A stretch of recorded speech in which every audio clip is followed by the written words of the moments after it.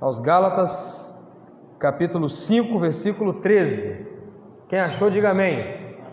Amém? Quem não achou, diga misericórdia. Então vamos ter misericórdia, claro que vamos ter, né? Vamos à leitura da palavra de Deus. Me acompanhe, por favor. Porque vós, irmãos, fostes chamados à liberdade, porém não useis da liberdade para dar ocasião à carne. Sede antes servos uns dos outros pelo amor. Mais uma vez, eu vou ler a palavra de Deus. Porque vós, irmãos, fostes chamados à liberdade, porém não useis da liberdade para dar ocasião à carne. Sede antes servos uns dos outros pelo amor. Podeis assentar.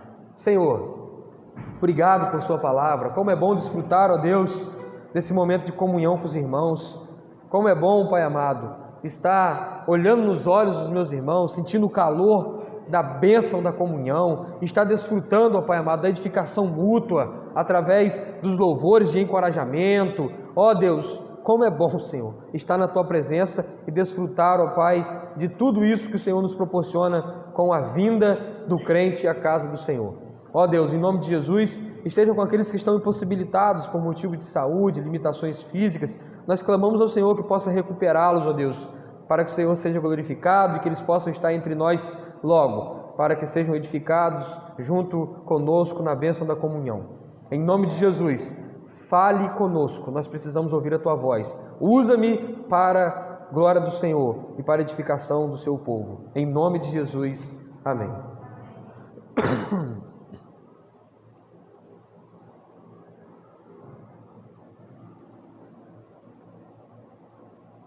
Amados irmãos, eu estou dedicado em ler as Escrituras nesse tempo a respeito da bênção, da comunhão, da edificação mútua e de servir uns aos outros.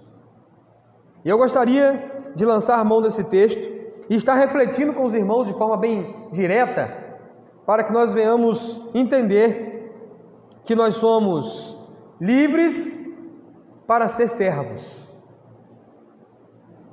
Nós somos livres para ser servos. Quando o apóstolo Paulo escreve a carta aos Gálatas, ele está tendo um objetivo principal. Ele está buscando combater um falso evangelho legalista que estava se levantando no meio dos cristãos gentios daquele lugar. O principal tema desse legalismo era impor a circuncisão e proibir que se praticasse aquilo que a lei da antiga aliança proibia e que não fazia o menor sentido para os gentios. E quando nós olhamos para toda a carta, nós vamos observar o apóstolo Paulo caminhando em orientar a respeito da suficiência da graça e da liberdade que nós temos em Cristo Jesus. Paulo se dedicou afinco em resolver esse conflito. Posso ou não posso? Obedeço ou não obedeço? Faz sentido ou não faz sentido? A ponto do apóstolo Paulo ter nessa carta, expressamente, um embate com o apóstolo Pedro, a respeito de se alimentar de carnes impuras ou não.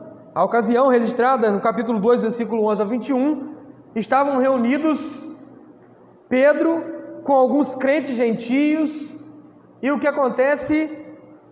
Pedro está ali se deliciando com aquela carne de porco maravilhosa, né? Aquela costelinha de porco, está se fartando. E aí está vivendo aquela comunhão com os gentios, se fartando, se deliciando com a carne de porco. E nós vamos ter aí uma carne de porco abençoada para comer na virada aí, né? E aí o que acontece? Chega Tiago com os irmãos judeus. E Pedro, quando avista Tiago e os irmãos judeus, ele sai do meio dos gentios, se destaca, fica ali no seu canto como se não tivesse nem tocado naquele alimento. O apóstolo Paulo observa isso e exorta Pedro quanto a não ser alguém que é legalista e alguém que vive de duas aparências. Houve um contraponto, um desentendimento que fora resolvido publicamente e retratado mais à frente, com a questão que se tornou pública, um pedido de perdão e tá tudo ok e vamos avante na pregação do Evangelho. Mas eu quero mostrar com isso é que até mesmo os apóstolos e os líderes daquela igreja estavam na dúvida quanto a essa liberdade. Até que ponto eu vou e sou livre? Até que ponto eu estou limitado pela lei? Até que ponto eu devo me enquadrar na lei? E até que ponto eu posso avançar e fazer aquilo que eu acho que devo fazer? E se o apóstolo Paulo se dedicou em escrever uma carta toda para combater o legalismo, nós precisamos olhar para esse texto e interpretá-lo de forma correta para combater um outro erro, que é o liberalismo teológico. E eu vou dizer para os irmãos o que é as duas coisas. Legalismo é proibir o que a Bíblia não proíbe. Basicamente e claramente, em termos diretos, é isso. Legalismo é você proibir o que a Bíblia não proíbe. Um exemplo claro é esse que eu acabei de citar, de não pode comer carne de porco. Por exemplo, eu chegar aqui agora e falar, irmãos, a partir de hoje, eu li que lá em Levítico, Deus falou que não era para comer carne de porco. Então não vamos comer mais carne de porco. Só que eu esqueço da transição da nova aliança, do ensino de Cristo, do ensino apostólico e da prática da igreja primitiva. E eu gero um legalismo com base numa interpretação isolada e uma aplicação errada de um texto. Nós temos tantos exemplos de legalismo, mas esse é o mais claro para nós. A proibição daquilo que a Bíblia não proíbe. E no outro extremo da linha está o liberalismo teológico, que muitos lançam mão da interpretação errada desse versículo para praticar. O liberalismo teológico é permitir o que a Bíblia não permite. Em palavras claras, permitir o que a Bíblia não permite. E o tema principal, o slogan do liberalismo teológico é a famosa frase: não tem nada a ver.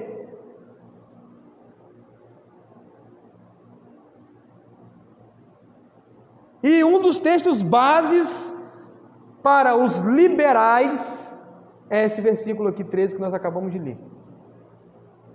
Tem nada a ver. Os tempos são outros.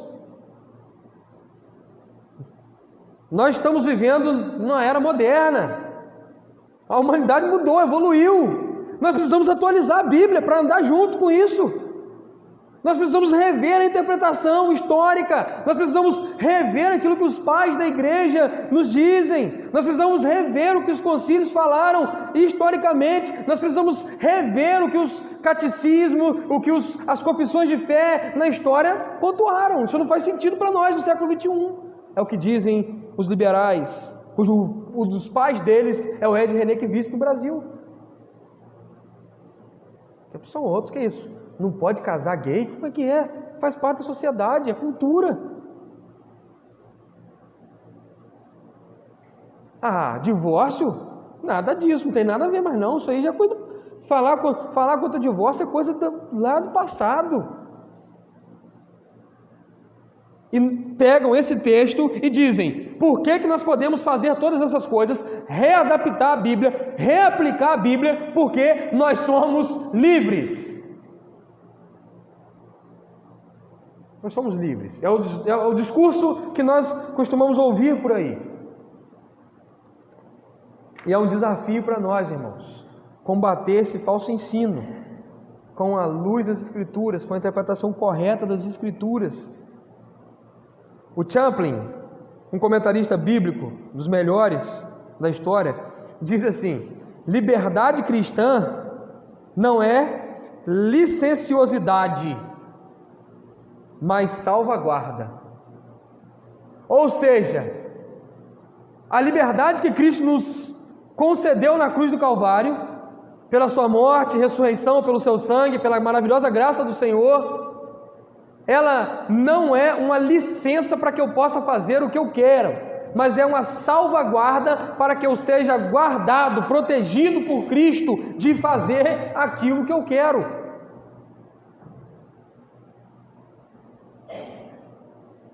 O Wisby, outro comentarista bíblico, vai dizer: o cristão que diz tenho liberdade para pecar, não entendeu nada a respeito da cruz ou da graça de Deus. Moody, outro comentarista, diz: liberdade não pode ser confundida com licenciosidade. Se assim for, será considerada como uma oportunidade para a carne satisfazer os seus apetites. E a liberdade cristã não é um slogan para que o cristão bata no peito e fala: ó, eu posso fazer o que eu quiser, o que eu bem entender, do jeito que eu quiser, eu adoro a Deus do jeito que eu quiser, eu vou onde eu quiser, eu me visto como eu quiser, eu ando como eu quiser, eu falo o que eu quiser, eu digo o que eu quiser na internet, ninguém tem nada com isso, eu sou livre. Não entenderam o que é liberdade cristã, não entenderam o que é graça, não entenderam o que é cruz. E no capítulo 5, objetivamente, nós vamos receber uma porção prática do que o apóstolo Paulo está querendo nos ensinar para combater o legalismo e para combater o liberalismo. E o que ele está nos ensinando? Ele está nos ensinando orientações objetivas. E com as suas orientações, a principal que ele nos traz, dada nesse versículo 13, é a liberdade cristã se resume em servir com amor a Deus e ao próximo. A Deus e ao próximo. E o que fazer com a liberdade cristã? Talvez seria uma das principais perguntas chaves para o desdobrar e o entendimento de todo esse texto. A primeira coisa que o texto nos fornece é: fostes chamados à liberdade. A sua liberdade não foi conquistada por você mesmo. A minha liberdade não foi eu que fui lá e adquiri direito de comprá-la. A minha e a sua liberdade foi comprada por alguém. Alguém nos resgatou. Alguém pagou por nós para essa liberdade. Por isso, a liberdade minha não é minha. A minha liberdade pertence ao Senhor e está pautada naquilo que Ele nos ensina através da Sua palavra. E nós precisamos entender isso para que nós venhamos viver uma vida que glorifica a Deus.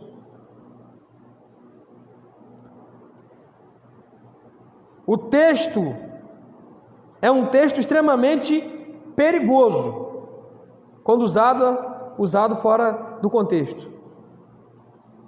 E nós podemos cair no erro da falsa interpretação e de usar para defender as nossas próprias vontades e os nossos próprios prazeres.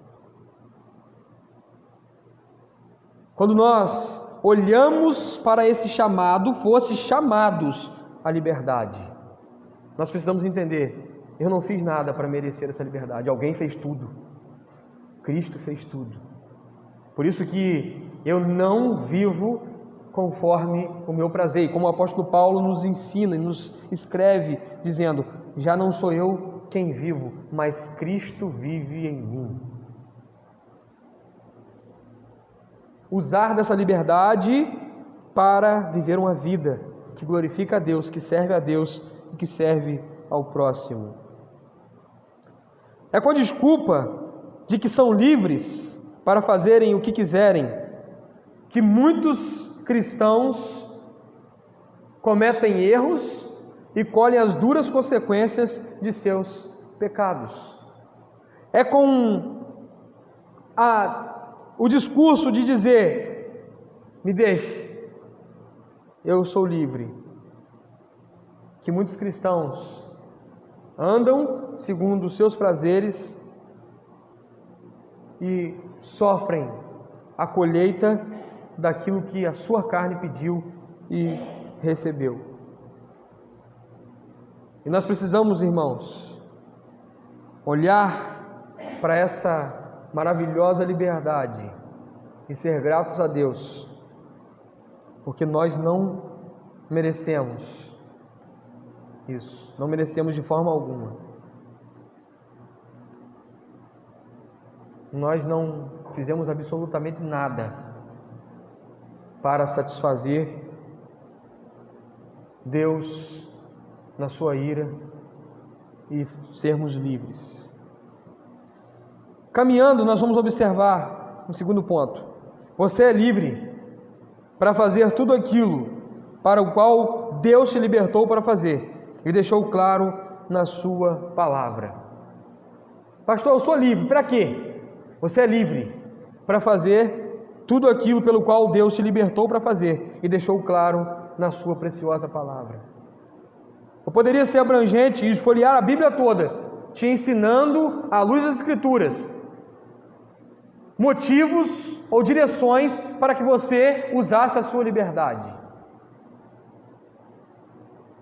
Mas eu gostaria de olhar com os irmãos a Confissão de Fé de Westminster, no capítulo 20, no primeiro parágrafo, nos diz assim: a liberdade que Cristo, sob o Evangelho, comprou para os crentes consiste em serem eles libertos da culpa do pecado, da ira condenatória de Deus, da maldição da lei moral, em serem libertos do poder deste mundo, do cativeiro de Satanás, do domínio do pecado, do mal das aflições, do aguilhão da morte, da vitória da sepultura e da condenação eterna.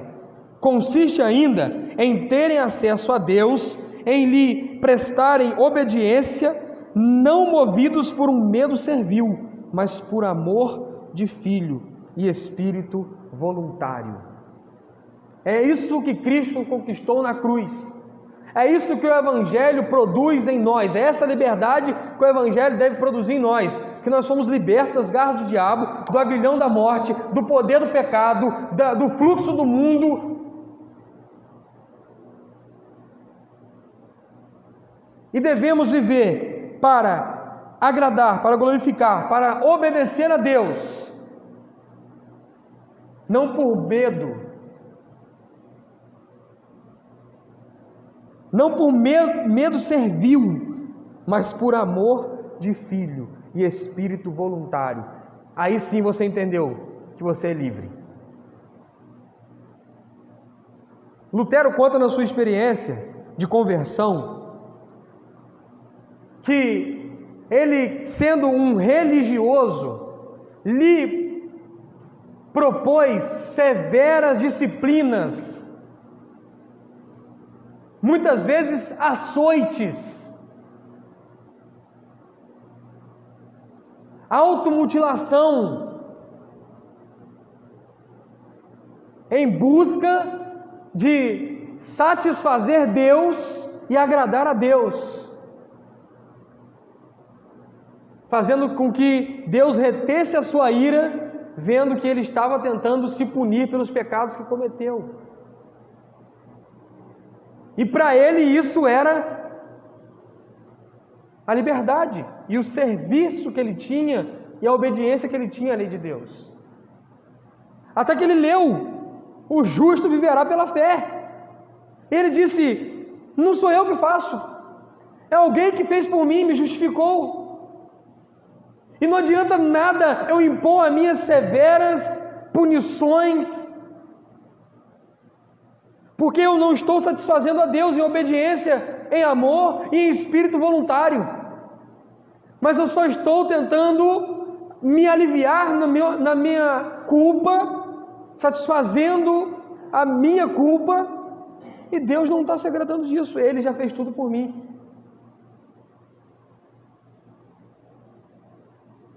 Ele me justificou, Ele me libertou. E aí então é libertador. Ele relata que foi como se tirasse das suas costas 1 tonelada.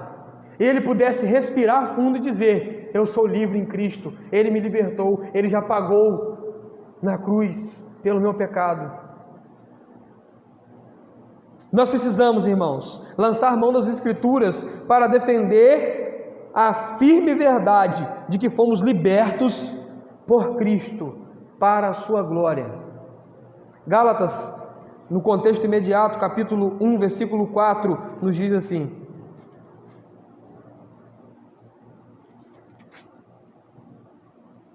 o qual se entregou a si mesmo pelos nossos pecados, para nos desraigar deste mundo perverso, segundo a vontade do nosso Deus e Pai.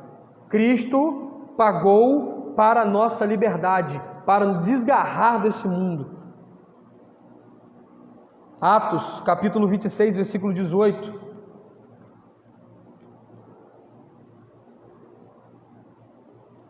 Olhe comigo na sua Bíblia.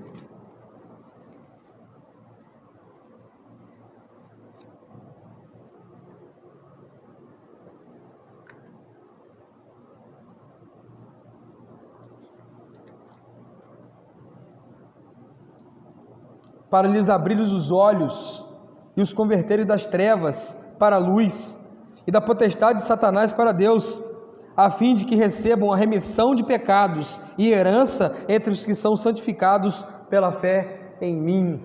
É a obra de Cristo. É aquilo que Cristo fez por nós. Não é pelos nossos méritos, é pelo mérito dele que nós somos livres.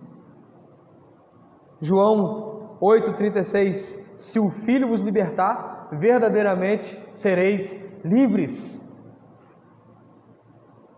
Um escravo, ele não consegue comprar sua própria liberdade, mas alguém deve pagar por aquela liberdade dele.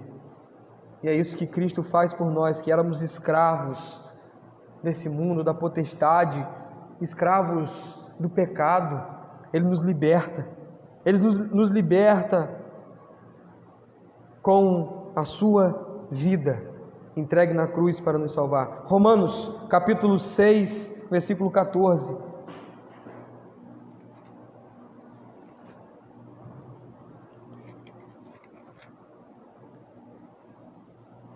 Diz assim a palavra de Deus: porque o pecado não terá domínio sobre vós, pois não estáis debaixo da lei, sim da graça. Isso aqui faz todo crente respirar fundo na sua luta contra o pecado, e ele saber que ele está vivo, e saber que o pecado não terá domínio. Ele é livre, ele foi liberto, e de uma vez por todas. Não existe meia libertação, meia liberdade. Cristo nos liberta definitivamente, a sua obra é completa.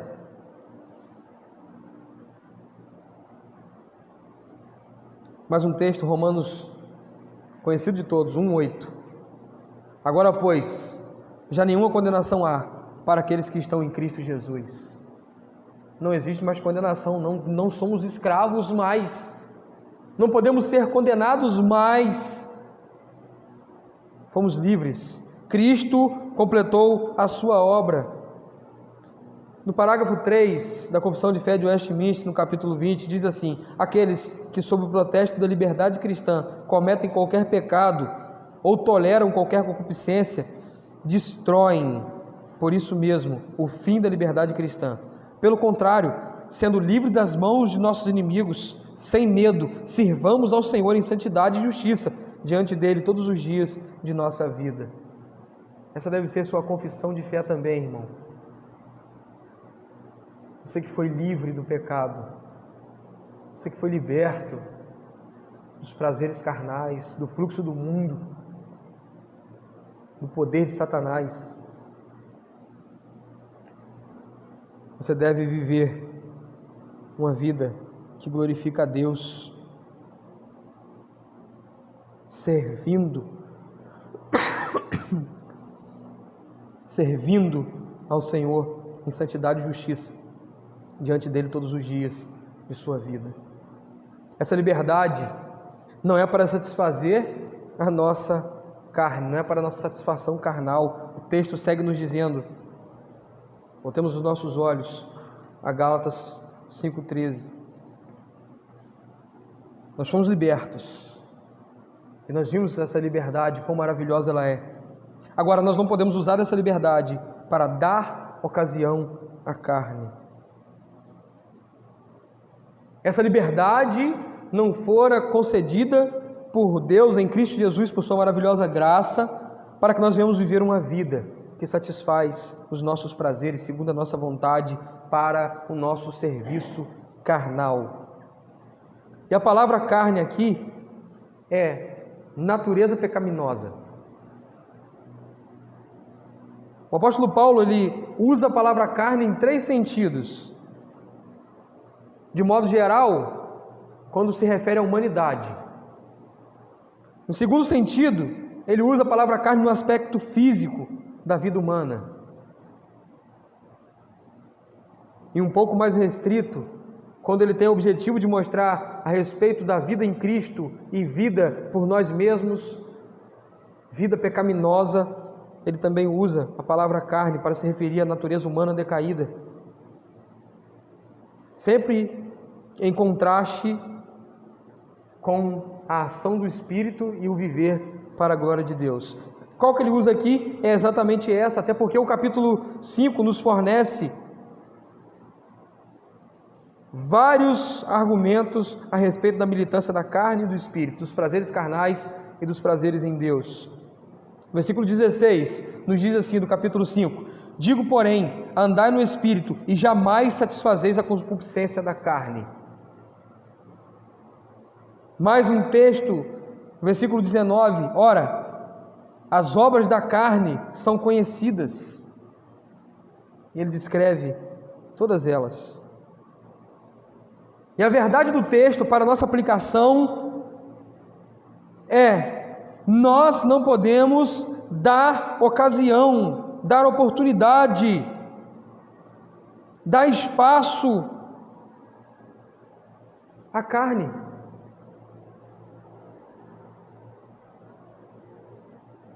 E ela pulsa em cada olhar, ela pulsa em cada tomada de decisão, ela pulsa na língua, ela pulsa quando nós vamos fazer escolhas, ela pulsa quando nós estamos em secreto, e é uma militância, uma guerra travada entre a carne e o Espírito. E ele está dizendo: não useis da liberdade para dar ocasião à carne. Nós não podemos usar da liberdade e então frouxar, dizer: ah, mas sabe como é que é, né? Não tem ninguém vendo. Cristo é perdoador, Deus vai me perdoar. Isso é usar da liberdade cristã para dar ocasião. E quando nós damos ocasião à carne, nós satisfazemos a carne e andamos em contrariedade para o qual nós somos chamados, para a finalidade final da liberdade, que é glorificar a Deus, servir a Deus e servir o nosso próximo. Muitos crentes estão precavidos contra muitos dos pecados e muitos dos impulsos carnais descritos aqui no versículo 19. Olha comigo aí, versículo 19 do capítulo 5. Ora, as obras da carne são conhecidas e são prostituição, impureza, lascívia, idolatria, feitiçaria, inimizades, porfias, ciúmes, iras, discórdias, dissensões, facções, invejas, bebedices, glutonarias e coisas semelhantes a essas, a respeito das quais vos declaro, como já outrora vos preveni, que não herdarão o reino de Deus os que tais coisas praticam. E aí os crentes eles estão preparados e eles já logo dizem: prostituição, isso aí é coisa do mundo, isso aí faz quem é dominado pelo diabo. Impureza, não, eu sou puro. Alvo mais que a neve, cantam eles. A idolatria material, eu estou longe, eu não faço um ídolo de pau, de barro. Não, isso desagrada a Deus, isso está nos mandamentos. Êxodo capítulo 20. Eles dizem: feitiçaria, isso é adoração a Satanás.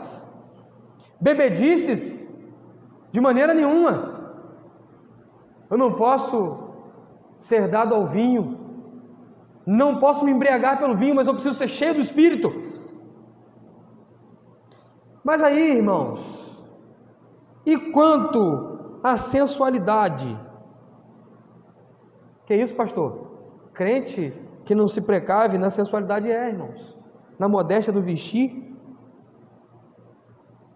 na modéstia do olhar,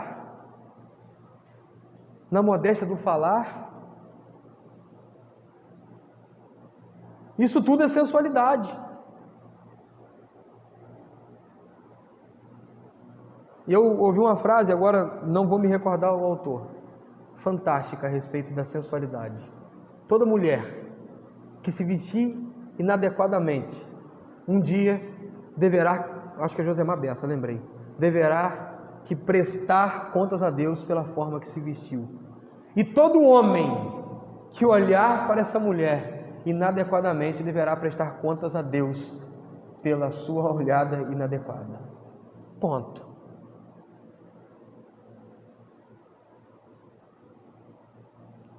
Afrouxe um pouco na sensualidade. Involuntariamente fogem do padrão. E os ídolos do coração? Eu não faço, eu não sou idólatra. E o seu filho? E o meu filho? Será que não é um ídolo?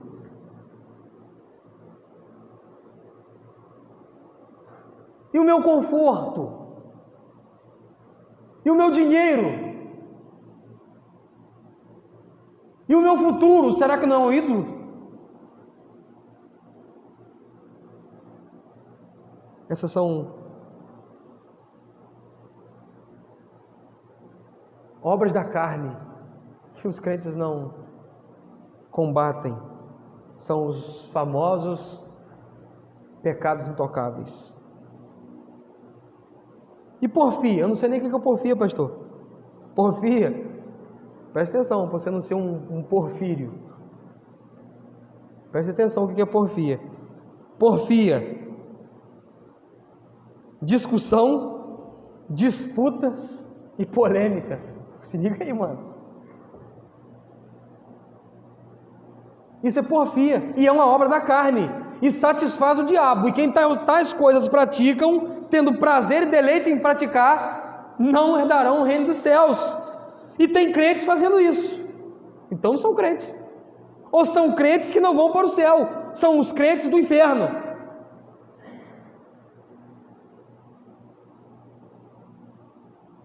Digo mais, irmãos. E o ciúminho? Dizem alguns, não tem nada a ver. É um ciúme santo. E a ira? Esse é meu jeito, pastor. Eu sou explosivo, eu tenho pavio curto, eu não tenho trapo na língua. Não pisa no meu calo, não. Bateu, levou. Hein? Obra da carne, irmão. Tem que se converter. Tem que andar satisfazendo o espírito e não a carne. Precisa entender a liberdade, precisa ser liberto. Está achando que é demônio, que ringe dente, que o cara está lá fingindo que é demônio, ou se é, não sei, que precisa de ser liberto? É quem pratica essas coisas aqui, irmãos, e estão escondidinhas nas nossas práticas mais devotas de cristão.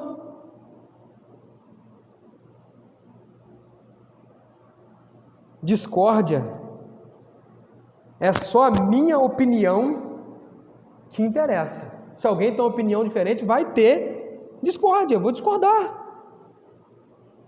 E quando eu leio Atos, eu vejo que a igreja de Atos nem discutia muitos assuntos e não tinha nem votação. Eles eram o quê? Unânimes.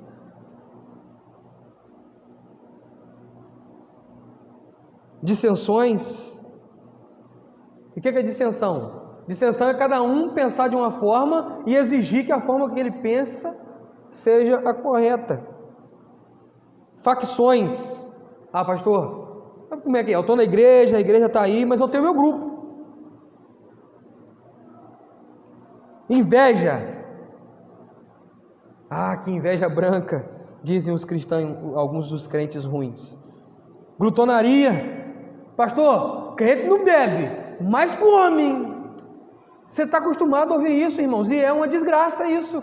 É um mau testemunho.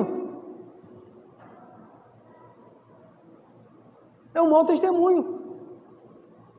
Você está cheio do seu bom testemunho só não sentar num botequim, encher a cara, ficar caindo, tropeçando? Não, irmão. Glutonaria, comer desenfreadamente, nunca está satisfeito. Come para morrer e não para viver.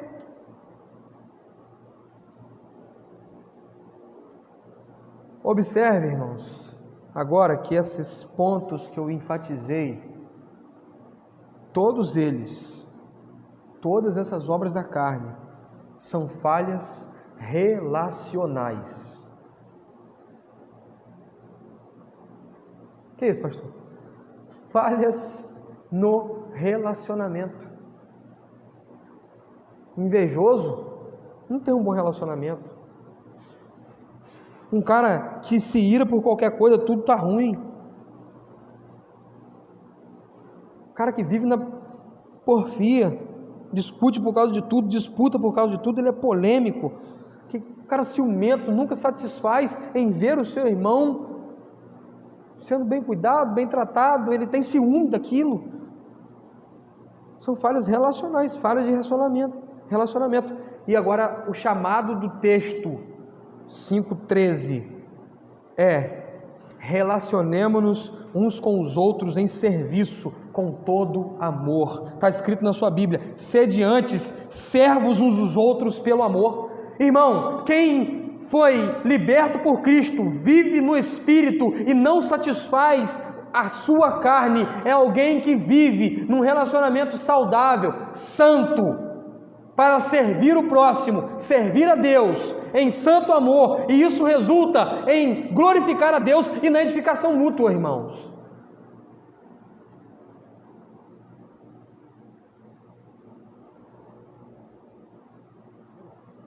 Antes, sede servos uns dos outros pelo amor, não pela imposição,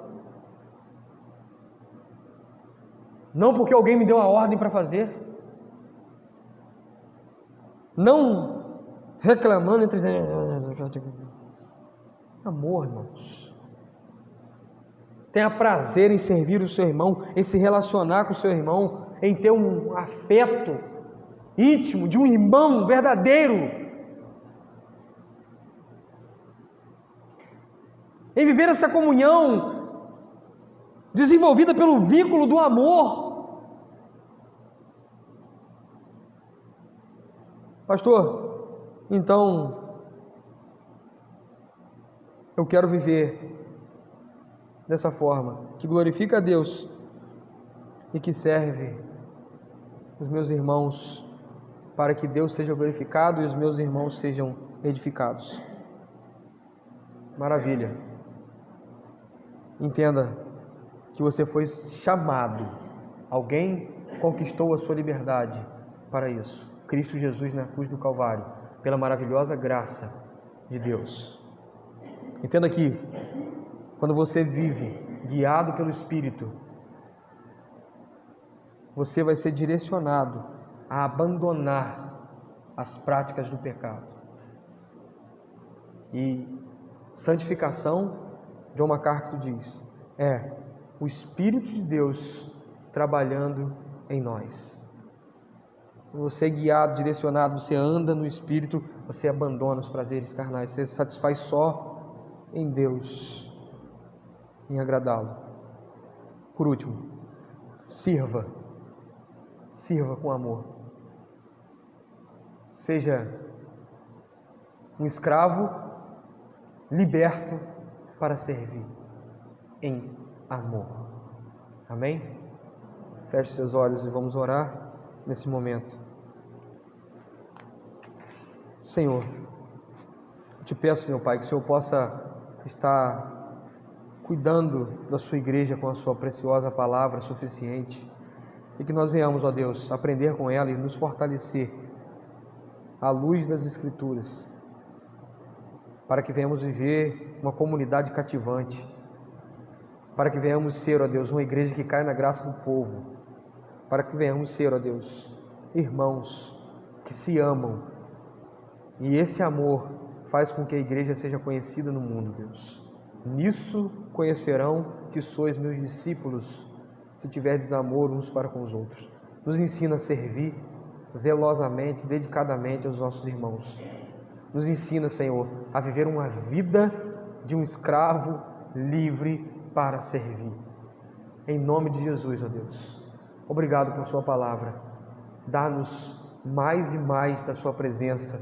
Nos encha com teu Espírito, para que nós venhamos viver uma vida que te glorifica e que edifica uns aos outros, ó Deus. Em nome de Jesus nós oramos. Amém e amém.